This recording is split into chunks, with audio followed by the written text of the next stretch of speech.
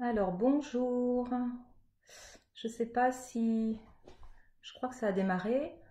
Peut-être que si vous êtes déjà en ligne, est-ce que vous pouvez me marquer un petit message pour que je vois si vous m'entendez et si vous me voyez?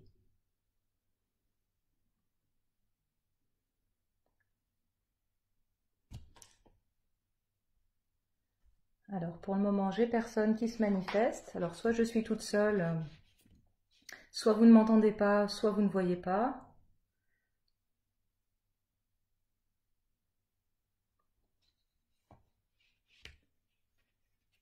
Je vais attendre quelques minutes. Ah, super. Bonjour Justine, ça fonctionne bien. Super, merci. Bon, j'attends encore quelques minutes pour que tout le monde arrive et puis on démarre d'ici 2-3 minutes. En ce dimanche matin, peut-être que vous avez d'autres choses à faire aussi, des enfants à s'occuper ou la grasse matinée, bref. Super, merci. Ok. Donc j'espère que la qualité sera meilleure qu'hier. J'ai essayé de faire ce live hier et je pense qu'à 17 heures un samedi, c'était pas une bonne idée, parce que le réseau internet devait être un peu saturé. C'est pour ça que je la refais ce matin.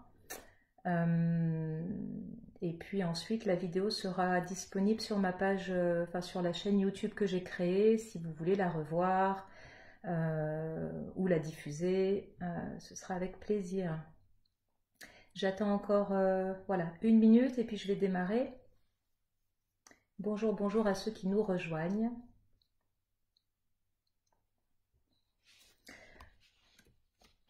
Puis n'hésitez pas à inviter les personnes qui pourraient être intéressées par ce type de vidéo. Je vais avant tout parler, je vais répondre à des questions que j'ai reçues concernant la question du confinement quand on a des enfants et des adolescents. Donc voilà, si vous avez de la famille ou des amis qui sont susceptibles d'être intéressés, ben, n'hésitez pas à les inviter ou à leur transférer la vidéo après.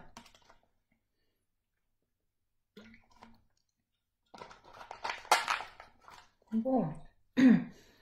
Donc je vais vous proposer de démarrer. Alors cette vidéo, comme je vous disais, sera ensuite en replay sur la chaîne YouTube qui porte mon nom, Johanna Mikou Pro. Vous y trouvez déjà la première vidéo que j'ai enregistrée mercredi dernier. C'est une vidéo d'1 heure environ où j'aborde vraiment la question de comment parler aux enfants, quel que soit leur âge du confinement, de la situation actuelle que nous vivons, comment les aider au mieux à gérer leurs émotions, leur stress. Donc je vais y revenir sur toutes ces notions aujourd'hui, mais de manière un peu plus spécifique, parce que comme certains d'entre vous m'ont envoyé des questions, je vais essayer d'y répondre voilà, de manière un peu plus précise que ce que j'ai fait mercredi dernier. Donc je vous invite à prendre peut-être une feuille et un crayon, parce que pendant toute cette vidéo, je vais vous donner plusieurs outils, plusieurs pistes en tout cas, que je vais vous inviter à expérimenter, peut-être avec vos enfants ou en famille. Donc s'il y en a parmi eux qui vous intéressent, ou vous vous dites tiens ça me parle, notez-les, comme ça vous pourrez éventuellement faire des expériences et me faire un retour après, j'en serai ravie. Alors déjà pour ceux qui ne me connaissent pas, un petit mot de présentation. Je m'appelle Johanna Mikou, je suis psychologue, je travaille en cabinet au nord de Lyon. Je reçois majoritairement un public adulte et j'anime aussi des groupes de parentalité bienveillante, parentalité positive, donc tout ce qui touche la question de la parentalité, le lien à nos enfants, ben, m'intéresse beaucoup. Et c'est sûr que je suis évidemment, comme vous, confrontée à cette situation inédite. Donc il faut qu'on se serre les coudes, qu'on se transmette aussi nos différentes clés, nos différentes pistes, parce que je crois vraiment que le lien va nous permettre de tenir dans ces longues semaines qui s'annoncent et de les vivre le mieux possible. Bonjour Laetitia. Donc, euh, donc je vais aujourd'hui, comme je vous disais, répondre à des questions que j'ai reçues. Alors tout ce que je vais dire, si vous avez vos enfants qui sont à côté de vous ou vos ados, vous pouvez tout à fait, enfin, mon discours est entendable par tout le monde, hein. Je vais rien dire de secret, donc tout le monde peut écouter, même si mon discours va quand même majoritairement s'adresser à vous en tant que parents. Mais je trouve que si les enfants peuvent aussi entendre d'une oreille ce que je vais dire, c'est une très bonne chose. J'ai même eu idée tout à l'heure en me préparant, de me dire, tiens, s'il y a même des enfants ou des ados qui ont des questions, qui ont des situations qui les mettent soit en difficulté, soit qui les questionnent, etc., eh ben, je suis très prenante de les recevoir, ces questions. Donc envoyez-les moi et puis j'y répondrai dans une autre vidéo, donc une vidéo qui serait vraiment plus à destination des enfants. Voilà, voilà. Alors, je vais démarrer par une question que Laetitia m'a envoyée à la suite de ma première vidéo. Donc Laetitia me dit, mon enfant est très sensible à la peur de l'échec de manière générale. Il ne fait surtout que ce qu'il est sûr de réussir. On se retrouve forcément dans la même situation à la maison. Si on insiste, on se retrouve soit face à des colères, soit face à de la provocation. Est-ce que tu as des clés pour surmonter cette étape ? Alors merci Laetitia, parce que du coup cette question me permet déjà de démarrer de manière un peu plus globale sur ce qui se passe en ce moment au niveau de notre état émotionnel et notre état de stress, je dirais, sociétal, général. Et je vais répondre ensuite à cette question de manière plus précise. C'est vrai que depuis une semaine, on vit une situation stressante pour tout le monde. Quelles que soient nos situations, quel que soit notre âge, ça génère du stress. Pourquoi? Parce que c'est une situation qui, par définition, on ne l'avait pas anticipé, on n'y est pas préparé, on n'avait peut-être certainement jamais imaginé vivre ça. Ça donne peut-être pour certains d'entre vous un sentiment d'irréalité. Moi encore aujourd'hui, au bout d'une semaine, je me réveille le matin en me disant que c'est un mauvais rêve et voilà, je vais retourner au travail ou emmener mes enfants à l'école. Et non, en fait, c'est vraiment la réalité. Donc ce sentiment d'irréalité est tout à fait normal quand on vit quelque chose comme ça auquel on n'était pas préparé. Et forcément, notre cerveau, qui aime bien comprendre et anticiper les choses, il est un petit peu mis à mal dans cette épreuve. Du coup, il va avoir besoin de comprendre, il va avoir besoin de trouver du sens, sauf qu'il n'en trouve pas. Et c'est quand notre cerveau, et du coup, ce qui se génère dans notre corps, quand notre cerveau ne met pas du sens sur ce qui se passe, ne trouve pas dans sa, je dirais, bibliothèque d'expérience des choses qui expliquent, ça va générer du stress. Donc le stress qu'on ressent, c'est quelque chose de tout à fait normal face à cette situation. Ne pas ressentir de stress et être complètement détendu dans cette situation n'est pas adapté en fait. Ou alors on peut l'observer chez des personnes qui ont plutôt tendance à vivre les situations de stress avec beaucoup d'évitement, beaucoup de recul. C'est pas qu'ils le ressentent pas, mais c'est qu'ils le montrent pas. C'est très différent.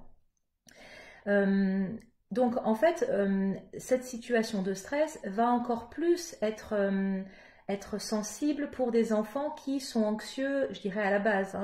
L'enfant de Laetitia, dans la question, j'entends que c'est un enfant qui a peur de l'échec. C'était déjà préexistant avant la situation de confinement. Donc forcément, cette peur de l'échec, on va la retrouver dans le travail à la maison et peut-être plus dans le quotidien d'une manière générale. C'est tout à fait normal. Si vous avez des enfants qui ont d'autres types de difficultés en règle générale, les difficultés, elles ne vont pas s'évanouir sous prétexte qu'on est dans le confinement. Donc souvent les personnes qui ont des problèmes de confiance en eux vont être plus vulnérables au stress parce qu'ils ont un besoin vraiment de maîtriser les situations, maîtriser les situations qu'ils connaissent le mieux. Donc ce que j'ai envie de donner comme peut-être piste à Laetitia et à d'autres si vous vous reconnaissez dans cette situation, c'est déjà de prendre le temps pour parler de tout ça. Ça paraît évident à dire, mais c'est essentiel de mettre des mots sur ce qu'il se passe, de donner des informations à vos enfants ou à vos ados en s'adaptant à leur niveau de compréhension, et surtout de légitimer leur stress, de leur dire « tu sais, tu es anxieux, tu as du stress, moi aussi d'ailleurs », de parler aussi du vôtre, et c'est tout à fait normal qu'on vive du stress dans cette situation. J'aurais tendance aussi à dire, si en tant que parent, vous êtes, comme je pense la plupart des parents, vous avez ressenti un pic de stress quand vous avez entendu que les écoles allaient fermer et que vous alliez devoir assurer la continuité pédagogique, vous pouvez le dire à vos enfants. Vous pouvez leur dire, tu sais, quand j'ai su vendredi dernier que lundi les écoles allaient fermer, moi aussi j'ai été stressée, je me suis dit que j'avais peur de ne pas arriver à t'aider suffisamment, je me suis dit que j'étais pas enseignante, donc je connaissais pas en fait ça. Mais du coup, je vais faire tout mon possible pour t'aider au mieux. Et pour t'accompagner, je vais pas remplacer ton prof, mais je vais être un peu ton partenaire, ton coéquipier dans cette situation. L'idée vraiment que je veux vous faire passer, c'est d'essayer un maximum de faire passer le message à vos enfants que vous êtes à côté d'eux et non pas contre eux en fait. Hein. On va se serrer les coudes et que vous aussi vous avez eu peut-être des peurs hein, de ne pas savoir faire. Donc souvent nos enfants quand ils entendent que nous-mêmes en tant que parents on a des peurs, on a des anxiétés, des fois ça les rassure beaucoup hein, en disant oh, bah, ça va, je suis pas anormal, mon père, ma mère aussi ont des inquiétudes, mais ce qui compte c'est de les partager en fait. Et rien que le fait de partager nos inquiétudes, ça va calmer le stress. Alors c'est sûr, je mets un bémol, il ne s'agit pas de vous déverser le flot de stress et d'angoisse que vous avez sur vos enfants, d'accord? Si c'est trop fort pour vous, on va en parler après, ça va être d'apprendre déjà à apaiser votre stress, à le réguler, ou alors à appeler d'autres adultes, hein, votre conjoint, votre conjointe, vos amis, de la famille, bref, d'autres adultes avec qui vous allez pouvoir partager ce stress-là. Donc c'est pas à nos enfants de nous rassurer. Il ne faut pas inverser les rôles. Mais je pense vraiment que c'est utile quand même de ne pas faire comme si tout allait bien sous prétexte de vouloir absolument les préserver. Ça au contraire, ça va augmenter leur anxiété. Non, on ne fait pas comme si tout allait bien. La situation est spécifique et particulière et c'est important d'en parler. Quand on est stressé, on a deux types de réactions réflexes. Hein. C'est pas du tout psychologique ce que je vous dis là. C'est vraiment des réactions biologiques qu'on a en commun avec les animaux. Et quand on vit quelque chose de stressant, soit on va avoir un réflexe d'affrontement, soit on va avoir un réflexe de fuite. D'accord? Donc, quand Laetitia écrit que son enfant, face à du stress généré par sa peur de l'échec, ça génère chez lui ou chez elle soit des colères, soit de la provocation, pour moi c'est typiquement une réaction d'affrontement, hein, une réaction normale face à un stress important. Donc la priorité, ça va être d'aider cet enfant à faire baisser le niveau du stress. Alors quelques pistes, mais j'en donnerai d'autres dans la suite de cette vidéo. La priorité, c'est de faire baisser le stress avant de se mettre au travail scolaire. On ne peut pas apprendre, on ne peut pas réfléchir, on ne peut pas intégrer des apprentissages sous stress. Ce n'est pas possible, eux comme nous. Hein. Donc l'idée, avant de mettre les enfants au travail, c'est de leur demander de pouvoir se défouler, je sais pas, ça peut être respirer, ça peut être danser, ça peut être faire quelques mouvements de sport, aller à l'extérieur un moment si vous avez la chance d'avoir un extérieur. De pouvoir faire un gros câlin, bref, de faire quelque chose avec le corps pour déjà apaiser le niveau de stress. Et vous pouvez tout à fait leur demander, ok, sur une échelle de 0 à 10 en termes de stress, à combien tu es maintenant? Entre 0, mon corps est calme, et 10, c'est que c'est le maximum de stress imaginable. Demandez à vos enfants, parce qu'il n'y a que eux qui puissent savoir ou en tout cas apprendre à observer à l'intérieur d'eux ce qu'il se passe. Je crois que ce qu'on vit, c'est vraiment l'opportunité, si on s'en saisit, d'aider vraiment nos enfants à faire confiance à leur GPS intérieur. Le GPS intérieur, c'est tout le monde de notre stress et de nos émotions qui sont d'excellents indicateurs pour prendre des décisions dans la vie, pour s'adapter aux situations. Donc, tout le monde ne sait pas forcément le faire, mais là je vous invite vraiment à utiliser cette situation justement pour vraiment aider vos enfants à le faire et puis éventuellement vous également. Donc la priorité, c'est de faire baisser le stress avant de se mettre au travail en mettant le corps en mouvement, parce que notre corps, il évacue le stress avant tout par le mouvement. La deuxième chose que j'ai envie peut-être de conseiller à Laetitia, c'est de démarrer peut-être le travail scolaire en demandant à votre enfant par quoi il a envie de commencer et surtout peut-être d'essayer de commencer par ce qu'il arrive le mieux à faire, là où il est compétent, là où il est assuré d'y arriver et d'avancer, c'est-à-dire de le mettre en position de réussite plutôt que d'échec. Hein. Ça paraît évident à dire peut-être, mais je crois que dans une situation de stress comme celle qu'on traverse, c'est important que nos enfants aillent chercher leurs ressources pour mieux affronter les situations qui génèrent du stress. Et une troisième piste aussi qui m'est venue, c'est peut-être de demander à votre enfant est-ce qu'il y a une personne qu'il connaît et qui serait susceptible peut-être de travailler telle ou telle chose avec lui. Ça peut être un copain, ça peut être une autre personne de la famille, hein, je pense aux grandes sœurs, aux grands frères, hein, s'il y en a. Ça peut être une grand-mère, un grand-père, bref, quelqu'un dans votre entourage qui pourrait être une personne ressource pour votre enfant. Ça ne veut pas dire que vous n'êtes pas compétent en tant que parent, donc il ne faut pas le prendre contre vous, et ça, il faut rassurer l'enfant, hein, c'est-à-dire, tu peux vraiment me dire si tu veux bosser avec grand-mère ou tati, je ne le prendrai pas contre moi, mais en gros, on va faire appel aux différentes ressources qu'on a autour de nous, et ça, je pense aussi que c'est une excellente manière d'amplifier le lien d'attachement qu'on a aux gens, d'aller chercher de l'aide là où on n'aurait peut-être pas pensé la demander en temps normal, etc. Donc voilà un petit peu ce qui m'est venu en lisant la question de Laetitia. J'espère que ça te donne des pistes.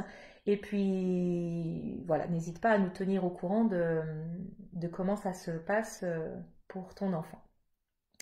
Si vous avez des commentaires ou des idées à suggérer, n'hésitez pas à le mettre dans la barre de commentaires qui doit s'afficher à côté de la vidéo. J'essaierai de les lire, en tout cas, voilà.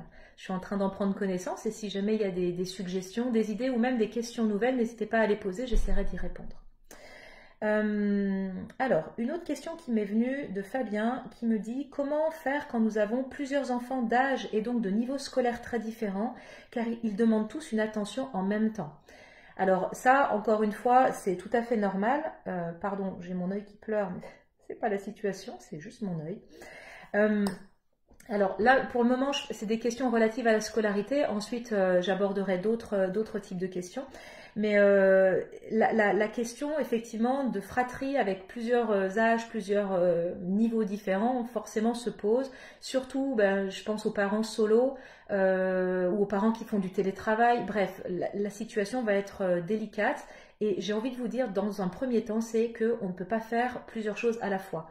Ou alors, on peut faire plusieurs choses à la fois, mais on ne va pas être efficace. On va faire les choses un peu à moitié. Donc, vous ne pouvez pas être sur tous les fronts en même temps. Ça va uniquement générer du stress chez vous, être un petit peu à droite, un petit peu à gauche en même temps. Et du coup, vos enfants vont sentir que vous n'êtes pas pleinement disponible. Ça va générer leur propre stress, etc., etc. Et après, c'est un peu le cercle vicieux qui va démarrer. Donc j'ai envie de vous dire, la première chose, ça va être en fonction de l'âge de vos enfants, de tester un peu leur autonomie. Alors je m'explique, ça ne veut pas dire de les mettre devant leur cahier et de dire tu reviendras dans 1 heure quand tu auras fini ou uniquement si tu as des questions. Tester leur autonomie, ça veut déjà dire en premier lieu quand on va établir le planning du jour. Je crois que c'est essentiel, vu la situation de confinement, d'établir un planning très précis, enfin très précis, pas à la minute près, mais en tout cas précis dans le sens où chacun doit savoir à n'importe quel moment de la journée qui fait quoi. Donc vous pouvez faire un tableau à double entrée avec tous les membres de votre famille, les différents horaires et je ne sais pas moi, Manon et Bastien font leurs devoirs de 9 à 10 et en même temps ils peuvent regarder sur le planning qu'à partir de 9h30, maman elle est en télétravail et papa il va l'être à 10h45. Après ils peuvent savoir, voilà, bref, l'idée c'est que chacun visualise le planning de tout le monde, ça va déjà permettre d'abaisser le niveau de stress parce que nos enfants, ils vont avoir besoin d'anticiper des choses, d'avoir la maîtrise en tout cas sur ce qui se passe à l'intérieur de la maison, là où on n'a pas la maîtrise de ce qui se passe forcément à l'extérieur. Quand je disais tester leur autonomie, leur sens de responsabilité, c'est de dire ok, voilà, on a reçu ce travail aujourd'hui de la part de ton prof, ou voilà un petit peu ce que tu as à faire aujourd'hui. Qu'est-ce qui te semblerait intéressant par quoi démarrer ce matin ? De voir comment eux, ils vont construire aussi leur planning et bien évidemment, s'ils sont en difficulté, de les aider.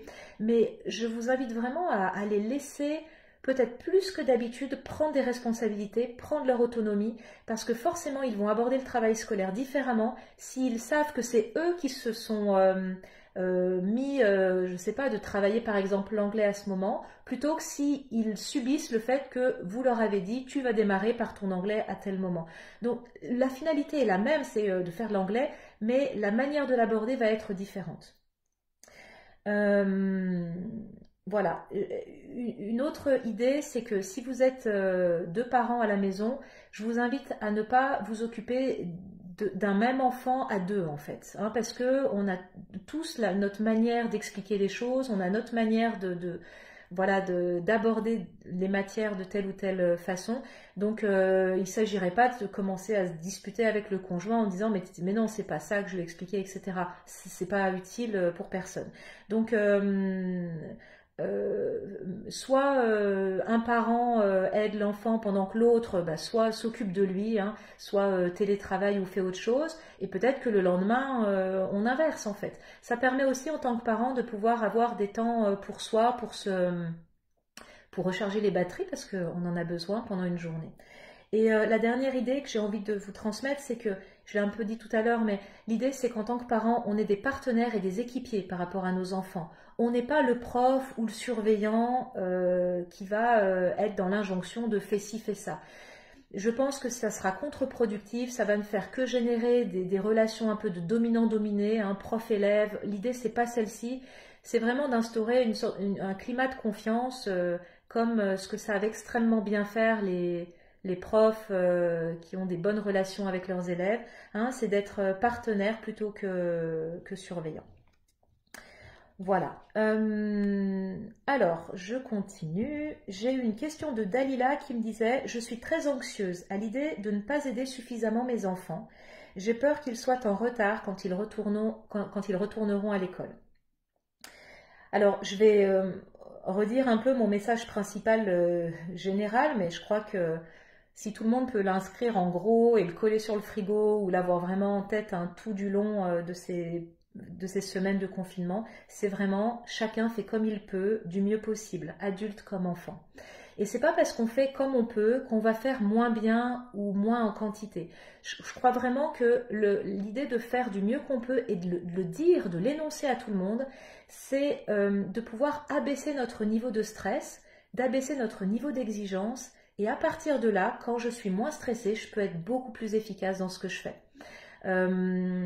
Donc, je pense vraiment que cette idée-là est centrale pour se mettre dans de bonnes conditions et travailler ensuite avec tout le monde en baissant notre niveau d'anxiété. Voilà. Alors, j'ai déjà un peu répondu en fait à cette question juste avant. L'idée, c'est on ne peut pas s'improviser prof ou enseignant en une semaine, même en 6, hein, c'est pas possible. Et je crois que ça, il faut vraiment en tant que parent qu'on le pose. Hein, c'est pas notre métier. Et puis, j'ai envie de dire, même pour ceux pour qui c'est le métier, alors ça va peut-être être plus simple à certains endroits. Mais on sait bien que des fois les cordonniers sont les moins bien chaussés. Hein. C'est pas parce qu'on est enseignant et qu'on est un super enseignant que forcément à la maison ça va être plus simple avec nos propres enfants.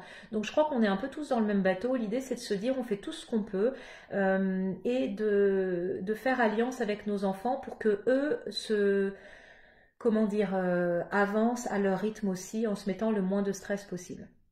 J'ai envie aussi de vous rappeler, mais peut-être que vous l'avez vu, il y a plein de choses qui circulent sur les réseaux sociaux. Hein. Internet est une mine d'informations là pour trouver des idées originales, ludiques hein, pour le travail. Donc, utilisez les plateformes ludiques hein, qui sont accessibles pour la plus grande majorité gratuitement pendant cette période particulière. J'ai lu que France 4, dès lundi, enfin dès demain, allait ouvrir sa chaîne a des apprentissages pour différents niveaux, mais j'imagine qu'il y a d'autres choses qui sont en train de se mettre en place, donc n'hésitez pas à aller taper dans votre moteur de recherche ce type de choses et vous allez trouver vraiment des idées en fait hein, pour transmettre le savoir. Et une dernière chose que j'ai envie de dire à Dalila qui est anxieuse que ses enfants prennent du retard, c'est que nos enfants, ils apprennent bien au-delà de ce qui se trouve dans les manuels scolaires. Alors bien évidemment, c'est important de suivre le programme pour pas qu'ils soient trop à la traîne quand ils reprendront, donc se maintenir quand même à niveau, mais de pouvoir faire une recette de cuisine, regarder ensemble avec les parents, je sais pas, un article qui documente la situation actuelle ou plein d'autres choses qui intéressent vos enfants, aller creuser des sujets avec eux, lisez des livres. On apprend énormément en expérimentant, en parlant, en échangeant. Donc, c'est pas parce que, je sais pas, pour X raisons, on fait pas de devoirs ou on fait pas de travail pendant un jour que ça va être la fin du monde. Souvent, pour permettre aussi de baisser les niveaux d'anxiété, je conseille de se dire, ok, projetons-nous, mettons l'année prochaine à la même date, ou je sais pas, dans 10 ans, hein, dans une date assez lointaine, et de se dire, ok, quand je regarderai ce moment, quand je me souviendrai de ce moment de mars 2020, qu'est-ce que je me dirai, hein, donc peut-être que ma journée de non-travail sera pas si incroyablement pénible que ça, hein. On voit les choses avec un peu plus de recul aussi. Donc voilà, j'ai envie de vous dire, euh, essayez vous de calmer votre niveau d'anxiété et votre niveau d'exigence. Alors, je continue. Alors, je vous ai pas dit quelque chose, mais enfin, si je vous ai dit que cette vidéo allait être ensuite, vous allez la retrouver sur la chaîne YouTube qui porte mon nom, je la remettrai en diffusion. Et pour que ça vous rende la tâche facile, je mettrai chaque question avec le numéro de la minute pour pas que vous ayez forcément à écouter toute la vidéo pour retrouver la question qui vous intéresse le plus. Alors, une question vraiment importante, et je remercie la personne qui me l'a posée, qui me dit « Je sens que par moment, je n'en peux plus et je vais craquer. Je ne sais pas quoi faire dans ces moments-là, surtout quand il y a mes enfants. J'ai peur qu'ils me voient craquer ou qu'ils en subissent les conséquences. Qu'est-ce que je peux faire ?» Alors merci, parce que ça a le mérite vraiment de dire tout haut ce que probablement beaucoup de personnes ressentent tout bas. Donc j'ai envie d'aborder vraiment plusieurs choses à travers cette même question, mais qui me semble centrale. Déjà, comme je vous ai dit au début de la vidéo, se sentir plus vulnérable vu la situation de confinement, vu la situation anxiogène qu'on vit, vu ce qu'on peut entendre aussi dans les nouvelles de je dirais la propagation du virus, le manque de moyens dans les hôpitaux, c'est forcément des choses qui nous rendent plus vulnérables au stress. La priorité en tant qu'adulte, ça va être de prendre la responsabilité de nous apaiser, de calmer notre stress, de calmer nos émotions. Alors ça peut être facile à dire quand on sait déjà le faire, mais les personnes qui ont tendance à être très très sensibles au stress, très sensibles aux émotions, ou qui ont tendance vraiment à être en difficulté en ce moment, je vais vous donner des pistes, et j'ai envie de vous dire, rien n'est impossible. On peut à n'importe quel moment apprendre à le faire, apprendre à gérer notre stress, apprendre à gérer nos émotions. Il y a plein de choses qui existent, c'est pas une fatalité en soi. C'est sûr que ça demande du temps, c'est pas parce que je vais vous donner 2-3 idées que ça va être magique et que demain vous allez changer du tout au tout. Ça s'apprend dans le temps, mais de la même manière, j'ai envie de vous dire, nous avons l'opportunité de vivre une situation tellement particulière que ça peut être vraiment une idée de se dire « Ok, je vais utiliser ça, et plutôt que de subir la situation, je vais apprendre des techniques de régulation émotionnelle, des techniques de gestion du stress, parce que j'ai envie de vivre cette situation le mieux possible et surtout d'accompagner au mieux mes enfants. » Et tout ce que vous allez pouvoir apprendre pour vous, déjà pour vous calmer, va être utile à vos enfants. Pourquoi? Parce que, le stress se contamine de manière extrêmement, enfin c'est vraiment viscéral, hein, c'est physiologiquement, notre stress passe de physiologie à physiologie, hein, même si des fois on ne le dit pas, nos enfants ils sentent qu'on est stressé. Donc le fait que vous appreniez à le gérer, ça va être utile, parce que du coup vos enfants vont le sentir, même si vous ne leur avez pas dit que vous faites des exercices, etc. Et deux, ils vont prendre exemple sur vous, d'accord? C'est-à-dire que si vous essayez de mettre en place une technique de respiration, quand vous sentez que la sauce monte, ils vont vous voir prendre une grande inspiration, ou ils vont vous voir respirer de telle ou telle manière, ils vont s'identifier à vous. Et quand pour eux ça deviendra un peu plus compliqué, ils pourront aussi le mettre en place pour eux. Donc voilà, j'ai envie de dire, le fait de prendre soin de vous, ça va avoir plein d'effets positifs, et déjà sur vous, mais sur tout le monde. Alors, pardon, je reprends mon déroulé. Donc l'idée, c'est, je prends souvent cette métaphore, mais elle me parle bien, c'est que ça va être apprendre à mettre votre masque d'oxygène pour supporter le stress, pour pouvoir mieux aller aider vos enfants. Vous avez peut-être déjà pris l'avion, ou en tout cas avoir une idée des consignes de sécurité avant le décollage. Donc les hôtesses nous disent: en cas de dépressurisation de l'appareil, des masques à oxygène vont tomber.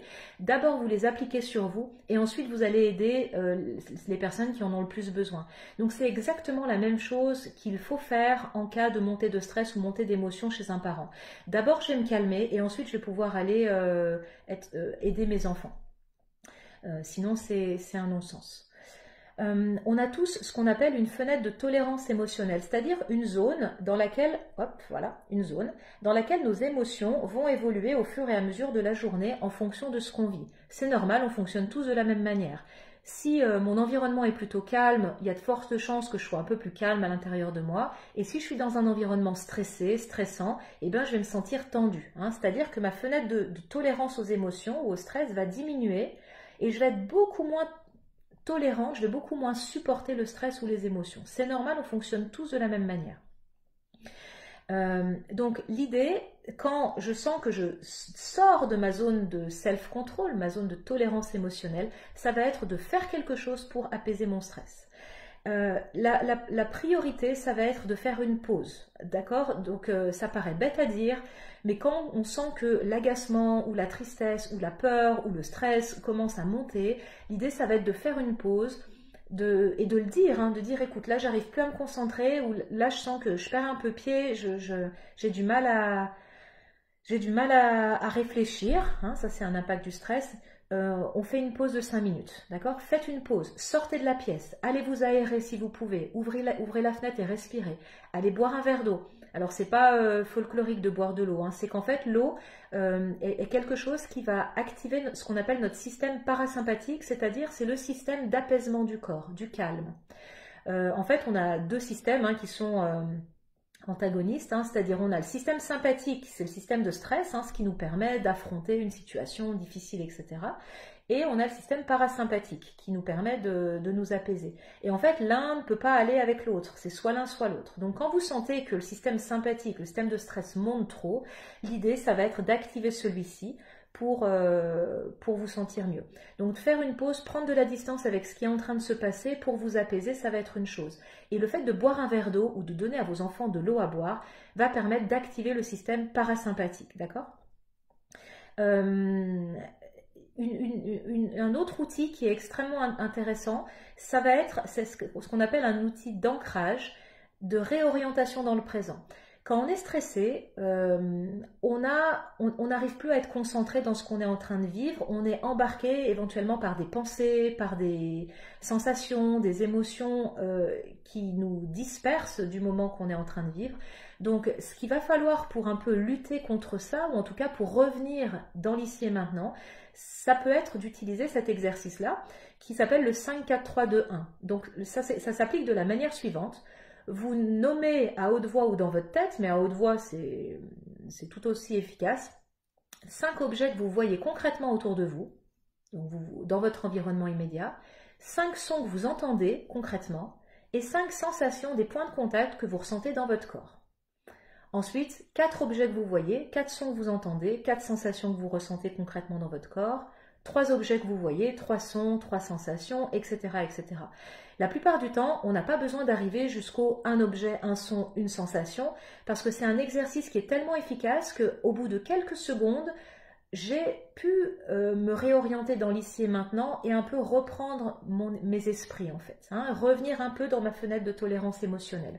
Donc je vous invite à le montrer à vos enfants aussi et à le pratiquer en famille, le 5-4-3-2-1.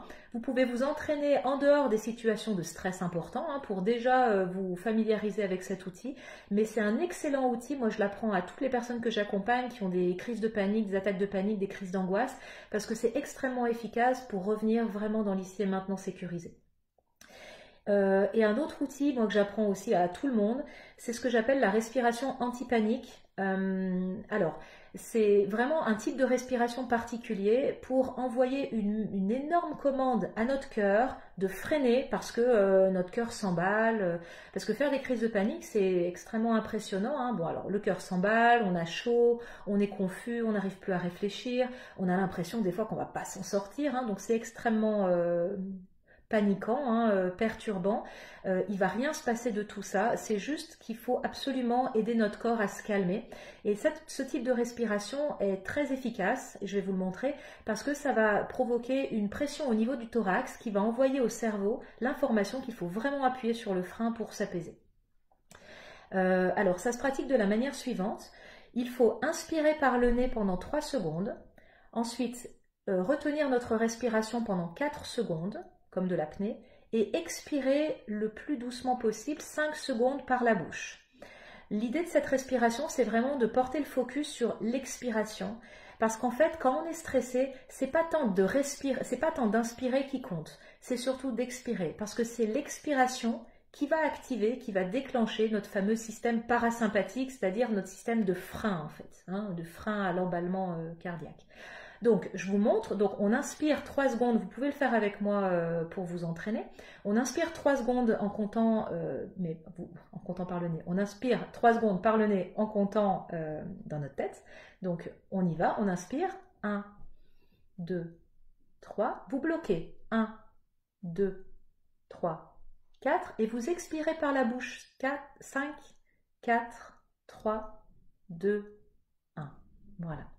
Donc ce type de respiration, je vous encourage à le faire 2-3 fois maximum, d'accord? Pourquoi? Parce que c'est tellement efficace au niveau du corps et au niveau du cerveau, mais surtout du corps avant tout, que si vous le faites trop souvent ou trop de fois, ça risque de provoquer l'effet inverse, c'est-à-dire de vous faire tourner un peu la tête. Des fois, les gens peuvent arriver jusqu'au malaise vagal, donc c'est bien évidemment pas le but. Donc pour vous dire que faites-le 2-3 fois maximum. Reprenez une respiration normale et évaluez votre niveau de stress. Est-ce que c'est un petit peu descendu? Et si jamais ça reste encore important, refaites de nouveau une série de 2-3 respirations. Voilà, bien évidemment, tout ce que je vous dis, c'est pas magique. Vous n'allez pas passer de 8 sur 10 de stress à 0 hein, tout d'un coup. Mais déjà, si on peut gagner 2-3 points, ça permet d'être plus confortable. Une autre chose que j'ai envie de vous donner, de vous donner comme idée, c'est éventuellement de discuter en famille d'un code d'urgence, une sorte de code rouge que n'importe qui pourrait actionner, n'importe qui pourrait nommer en cas de stress, d'accord? Donc encore une fois, ça va permettre à tout le monde d'apprendre à repérer comment on se sent à l'intérieur de soi, comment notre stress il est sur une échelle de 0 à 10. Et en cas de montée de stress trop importante, quelle que soit la situation, hein, à la rigueur, on s'en fiche de pourquoi ça monte. Ce qui compte, c'est vraiment de faire quelque chose pour abaisser le niveau de stress. Et bien du coup, à n'importe quel moment, on peut activer ce code d'urgence. Hein. Donc ça peut être je sais pas moi, une cloche que vous auriez chez vous et qu'on peut aller activer à n'importe quel moment. Ça peut être ne serait-ce qu'un mot, hein, un nom de code, un code qu'on pourrait se dire pour envoyer en tout cas l'information aux autres personnes de la famille que ça va pas, j'ai besoin éventuellement de m'isoler, j'ai besoin de respirer, j'ai besoin d'aide, etc. Donc ça c'est important. Si jamais il y a des débordements de stress ou de colère ou d'angoisse ou de tristesse, ce qui va arriver, mais parce que ça arrive, ça fait partie de la vie en fait, hein, c'est normal, mais potentiellement ça peut arriver plus souvent en ce moment vu la situation. L'idée, c'est, d'aller s'apaiser comme on peut, hein, avec éventuellement ce que je vous ai proposé. Et 2, une fois qu'on est redescendu, qu'on est revenu dans notre fenêtre de tolérance émotionnelle, une fois qu'on a retrouvé notre calme, si jamais on s'est emballé ou ça a débordé auprès de notre enfant, si jamais on lui a crié dessus, on s'est agacé, bref. L'idée, c'est que dans l'après-coup, on retourne le voir et on parle de ce qui s'est passé, on débriefe. Ça, c'est ultra important. Pourquoi? Parce que, ça va permettre de rétablir le lien, le contact sécurisé. Hein. C'est-à-dire que ça va envoyer à notre enfant que ça va, on a récupéré. Et aussi lui envoyer l'idée que des fois, quand ça monte, et ben après, ça redescend en fait. Hein. Et ça, c'est valable pour toutes les émotions, pour tout stress. Il y a toujours un début, un milieu et une fin. Ça va toujours s'apaiser. Donc ça, c'est important de l'avoir en tête aussi. C'est qu'à un moment donné, ça va se calmer. Donc quand j'ai retrouvé mon calme, je vais voir mon enfant, c'est ultra important. Et je lui dis, écoute, je suis désolée que tu aies assisté à ça. Je suis désolée de t'avoir hurlé dessus tout à l'heure ou crié dessus. J'aurais pas dû. Hein. Alors ça, c'est ultra éducatif aussi. Parce qu'on a beau être énervé, on est responsable de la gestion de notre stress et de comment ça se manifeste. Donc si on est sorti de notre fenêtre de tolérance, c'est qu'on s'est laissé déborder. Et donc je ne culpabilise pas mon enfant en lui disant c'est ta faute, etc. Ça va faire générer son stress, etc. Après on retombe dans le cercle vicieux. Donc l'idée c'est de retourner vraiment le voir en disant écoute, j'ai pas géré tout à l'heure, je me suis laissé déborder. Là ça va mieux, et toi comment ça va, etc. De rétablir le contact, et ça répare vraiment le lien d'attachement à vos enfants. Hein, vos enfants, ils ont besoin de vous dans cette période-là, enfin d'une manière générale, mais encore plus dans cette période-là, ils ont besoin de savoir qu'ils peuvent compter sur vous, avoir confiance en vous. Donc si jamais vous vous laissez déborder, c'est pas grave en soi, mais c'est important, selon moi, d'aller reprendre les choses dans l'après-coup. On n'a pas besoin d'y revenir pendant 1 heure, simplement de poser un mot et de dire voilà, tout va bien maintenant, et on peut éventuellement se faire un gros câlin pour voilà, rétablir le lien d'attachement, ça c'est important. Une autre idée aussi, c'est de pouvoir noter les ressources en famille. Hein. Vous pouvez prendre une grande feuille, l'afficher sur le frigo, et chacun va mettre les ressources, ce qu'on peut faire en cas de montée de stress. Hein. Donc je vous ai donné des pistes aujourd'hui, je vous en donnerai d'autres aussi dans d'autres vidéos, mais vous en trouverez aussi d'autres sur plein de sites internet très très bien faits. Mais de noter vos ressources, de qu'est-ce qui me fait du bien quand je vais pas bien, quand je suis stressée. Ça permet du coup d'avoir visuellement, je vous invite vraiment à le faire visuellement, d'écrire ou de mettre des pictogrammes ou des dessins pour les plus jeunes, parce que ça permet, quand on est stressé, on n'arrive plus à réfléchir. Donc si je suis trop stressée, je vais plus réussir à savoir, ah oui, qu'est-ce qui me fait du bien habituellement. Par contre, si je le vois sur le frigo affiché, je vois, mettons, un verre d'eau, ça va être beaucoup plus efficace et aidant pour moi d'accéder à cette ressource-là à ce moment-là. Donc faites une sorte de brainstorming familial de toutes les ressources qui peuvent aider en cas de stress, et surtout apprenez à prendre soin de vous pendant ce temps de confinement. Dites à vos enfants qu'à des moments vous avez besoin de temps que pour vous, que vous avez besoin d'une demi-heure, d'1 heure pour vous. Proposez-leur une activité en attendant. Alors je vais revenir sur la question des écrans, mais on est d'accord que vu la situation, il va falloir qu'on se détende un peu au niveau des recommandations habituelles par rapport aux écrans. L'idée, c'est pas de tomber dans l'excès inverse, hein, de les mettre toujours devant les écrans, mais il vaut mieux mettre un enfant devant un écran pendant 1 heure, le temps que le parent aille s'apaiser, faire du sport, lire, respirer, faire ce qu'il veut à la rigueur, plutôt que pas d'écran et avoir des parents stressés et qui n'en peuvent plus, et ensuite ça va avoir des répercussions sur les enfants. Donc l'idée, c'est vraiment prenez soin de vous. On arrête avec la fameuse croyance de dire d'abord je m'occupe de tout le monde et s'il me reste quelques minutes dans ma journée, je m'occupe de moi. Je crois que c'est ce que beaucoup de gens font d'une manière très générale, et je pense que c'est pour ça que beaucoup de gens aussi vont mal, parce qu'à force de se faire passer systématiquement comme pour la dernière roue du carrosse, on n'a plus de jus, on n'a plus d'énergie, et du coup comment voulez-vous ensuite qu'on soit aidant pour nos enfants?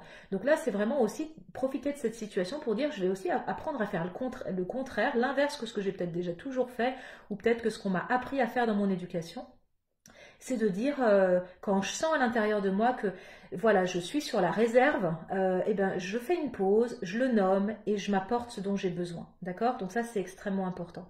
Et une dernière chose au niveau de la gestion du stress, et qui est vraiment, selon moi, primordial, c'est faites super attention aux informations qui circulent, que vous lisez. On a vraiment tendance à... Quand on est stressé, notre cerveau qui a, comme je vous disais tout à l'heure, besoin de comprendre, il va avoir besoin de lire, de relire, de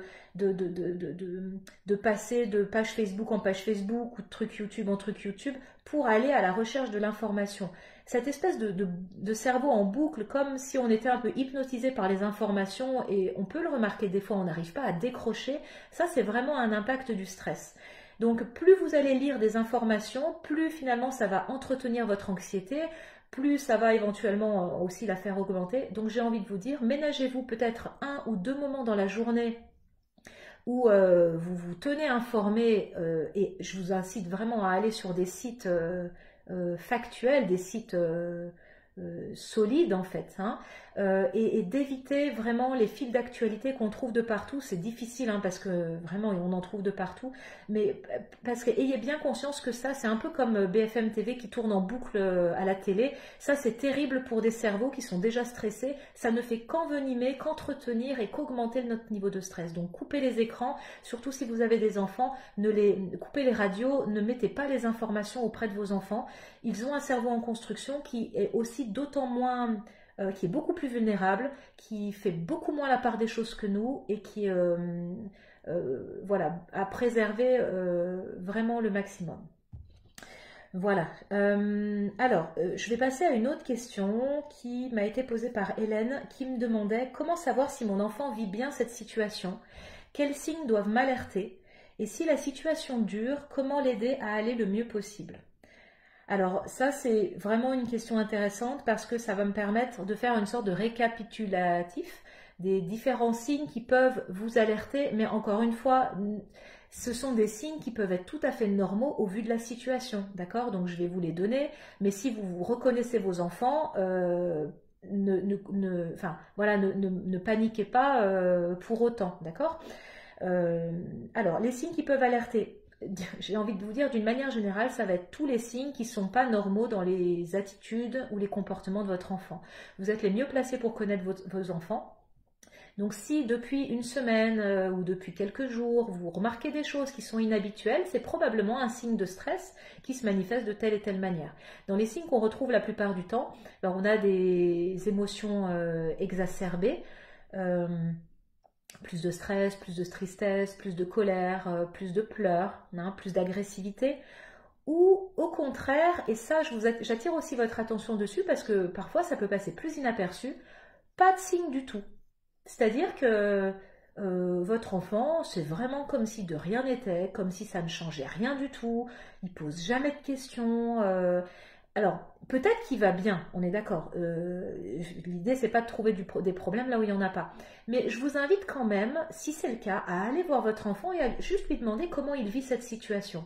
Parce qu'il est possible que cette non-présence de signes, je dirais, qui attire notre attention, peut être une manifestation d'une sorte un peu de figement, de sidération chez certains enfants. C'est comme ça que le stress se manifeste. C'est-à-dire qu'on réagit plus, on ressent plus, on a une sorte d'anesthésie émotionnelle qui est pas forcée, enfin qui n'est pas, qui est un signe de mal-être en fait, d'accord?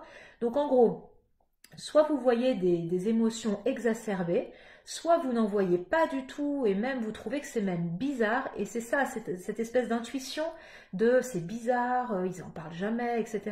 Je vous invite vraiment à aller quand même leur demander. Hein, parce que si vous vous dites, bon, je ne vais pas aller lui poser des questions s'il s'en est pas posé, etc., de peur de générer des choses qui n'existent pas, vous en faites pas. Si, il va bien, il va bien. C'est pas parce que vous allez aller lui demander comment il va que ça va générer de l'inquiétude. Mais si vraiment il est en mode figement, sidération, anesthésie émotionnelle, le fait que vous alliez lui demander comment il va, ça va aider, ça va ouvrir un peu la porte à ça. Voilà, donc on peut aussi observer pour certains enfants le retour de l'énurésie, hein, du pipi au lit, alors que votre enfant était propre, et ben soudainement il l'est plus. Alors encore une fois, vous énervez pas contre lui, hein, c'est juste transitoire, c'est juste un effet lié au stress. Des enfants qui peuvent développer des maux de tête, des maux de ventre, faire des cauchemars, avoir un sommeil plus agité. Donc pareil, hein, si ça arrive comme ça depuis quelques jours, c'est tout à fait normal et lié à la situation. Donc la première chose que j'ai envie de vous dire, c'est déjà rassurer vos enfants que vous en avez conscience, que c'est pas de leur faute, que c'est juste leur corps qui manifeste, qui expulse, hein, qui évacue le stress de cette manière-là. Et c'est tout à fait normal. Déjà, ça va leur permettre de s'apaiser et de sentir que vous n'êtes pas en colère contre eux. Ils ne le font pas exprès, d'accord? Donc ça aussi, c'est important. Voilà, ils ne font pas exprès pour vous embêter ou autre. Donc, que faire? Plusieurs pistes. Bon, toutes celles que je vous ai déjà dites depuis le début de cette vidéo sont valables, mais je vais vous en donner quelques autres. Donc déjà, prenez le temps pour parler de ce fameux virus, pour parler de ce qui se passe, pour mettre des mots, et vraiment avec l'idée de rappeler que le but du confinement, c'est de protéger non pas seulement lui ou votre famille, mais l'ensemble de la société et même du monde en fait, contre la propagation du virus. Il y a à peu près 100 millions de personnes dans plus de 35 pays au monde qui sont dans cette situation de confinement.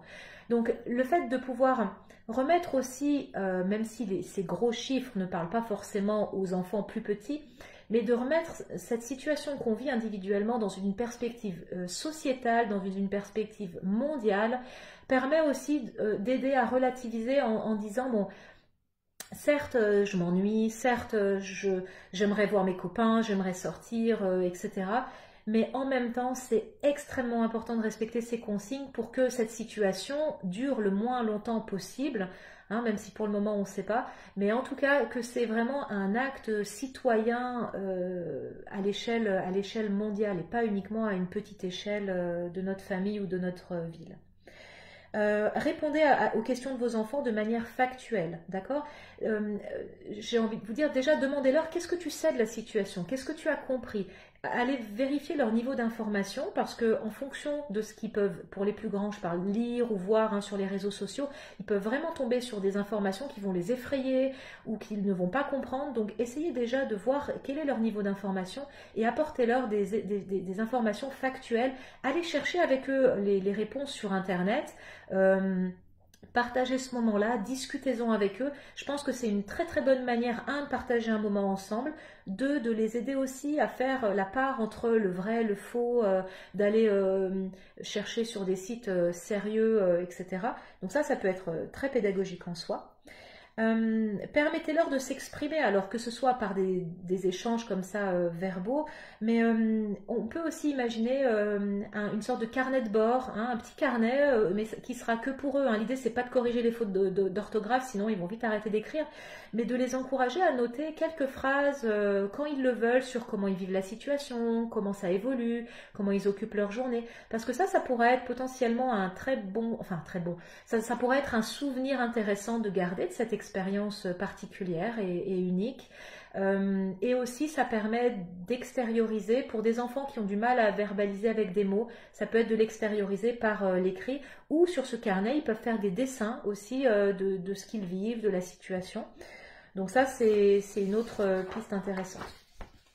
Alors limiter l'exposition médiatique, je vous en ai déjà parlé. L'idée c'est que le confinement c'est pour les maintenir en sécurité et que c'est pas une punition. Alors j'ai pensé à ça ce matin et je me disais en fait, surtout pour les plus jeunes, ça peut être intéressant de leur faire chercher déjà quel type de professionnels vivent le confinement dans leur métier. Parce qu'il y a des professionnels dont c'est le métier, qui sont confrontés au confinement dans le cadre de leur activité professionnelle. Donc essayez de faire réfléchir vos enfants sur cette question. Si jamais ils sont autour de vous, demandez-leur de se boucher les oreilles parce que je vais vous donner la réponse. Mais peut-être que vous l'avez déjà trouvé.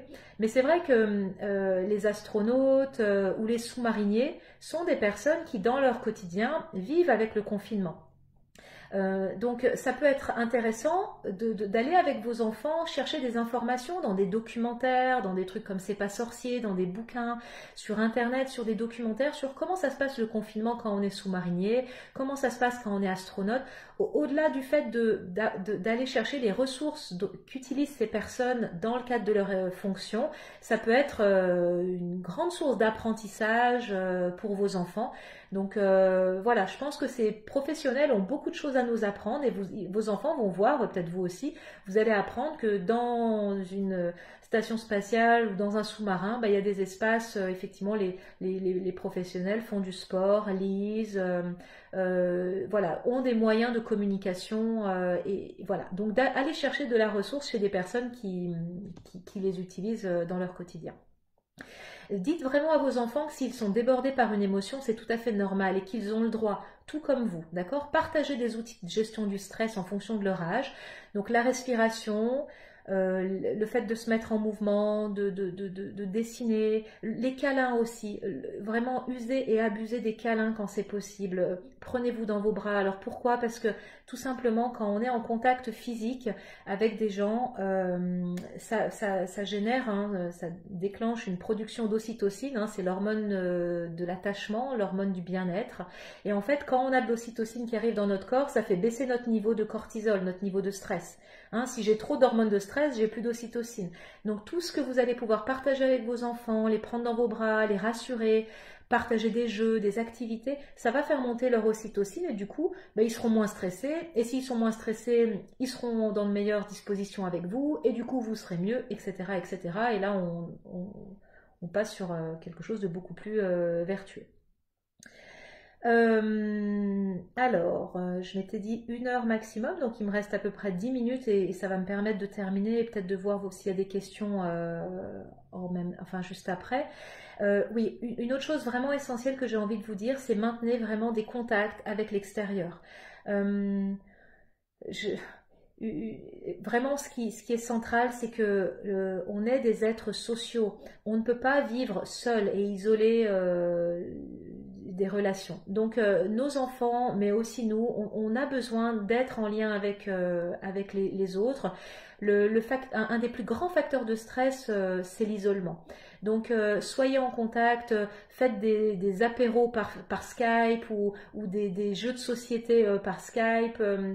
Soyez créatifs, soyez imaginatifs, demandez à vos enfants quelles seraient leurs idées pour partager des moments avec d'autres personnes. Ça peut être de faire des messages vidéo, des chorégraphies et les envoyer. Enfin bref, utilisez les réseaux sociaux, utilisez les écrans en tant que ressources, hein. Là, je crois vraiment que les écrans sont une véritable ressource pour nous, alors qu'habituellement on lutte un peu contre. Là, je crois vraiment que c'est important de les utiliser en tant que tels.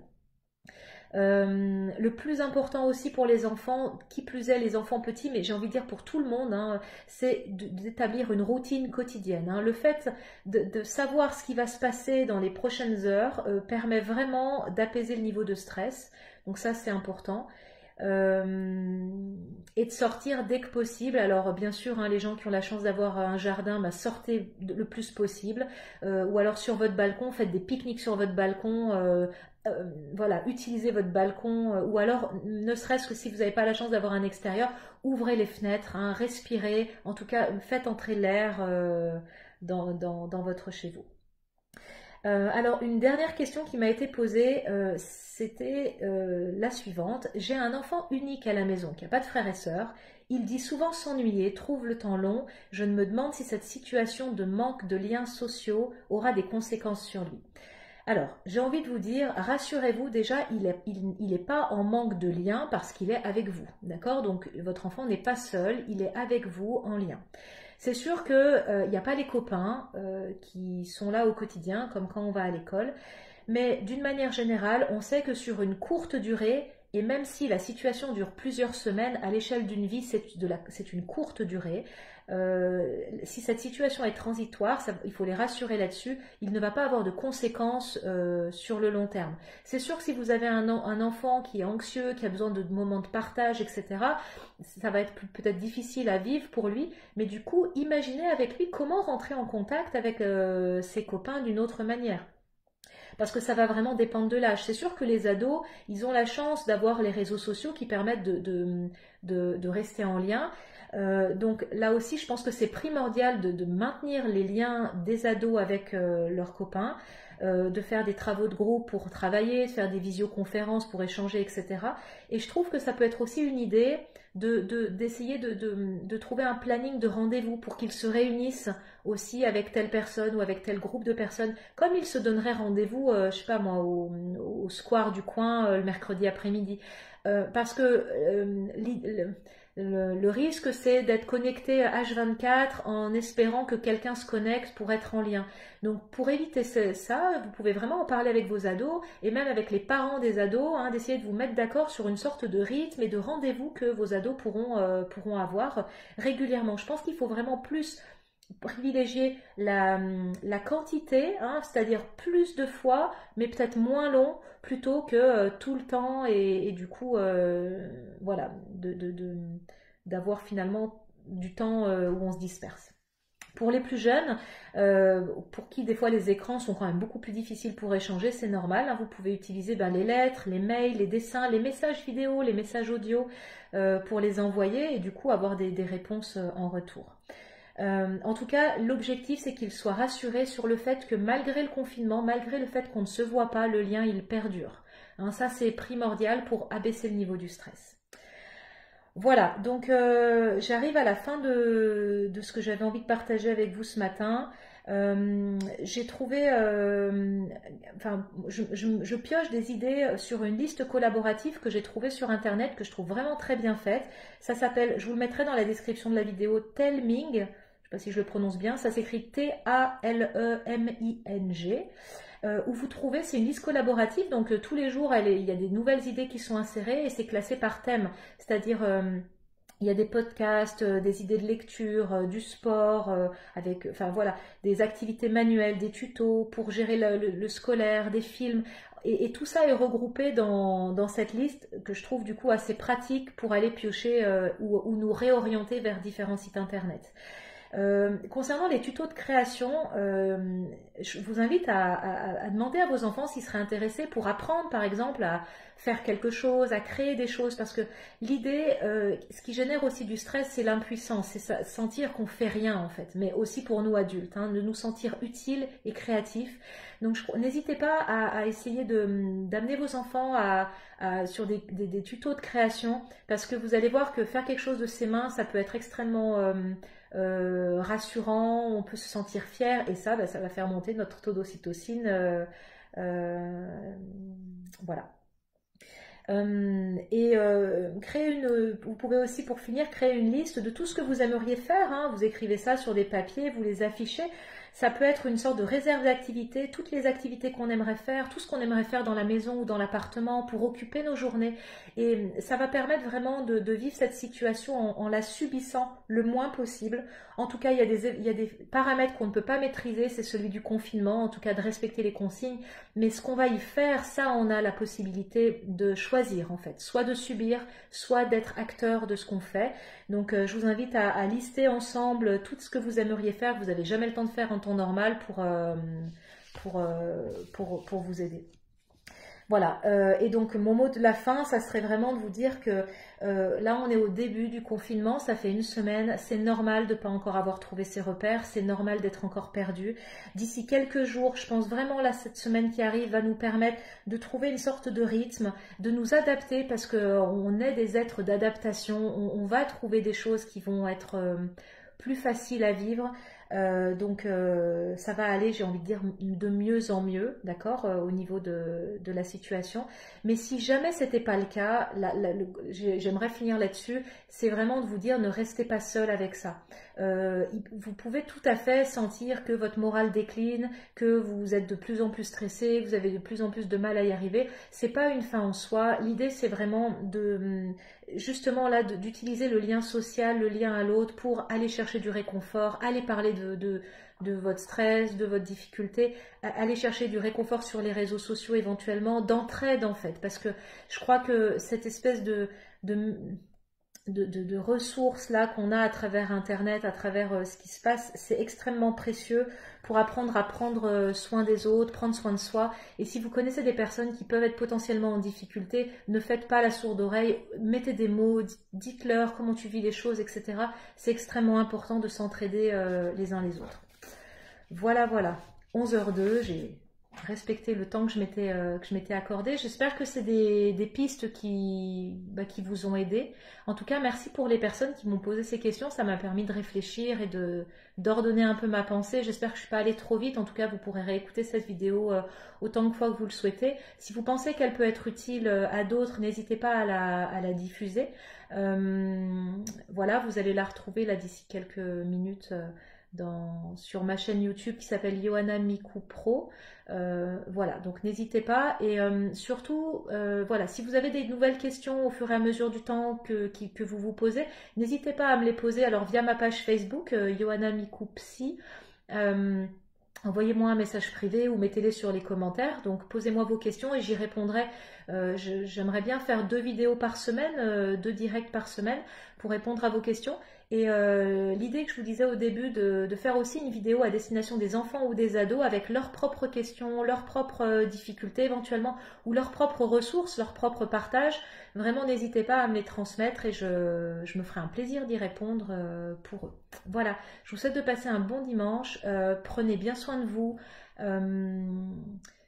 Voilà, vivez cette expérience comme une expérience unique. Et utilisez les ressources que vous avez et que vous pouvez glaner ici et là. Je vous souhaite un bon dimanche et je vous dis à très bientôt.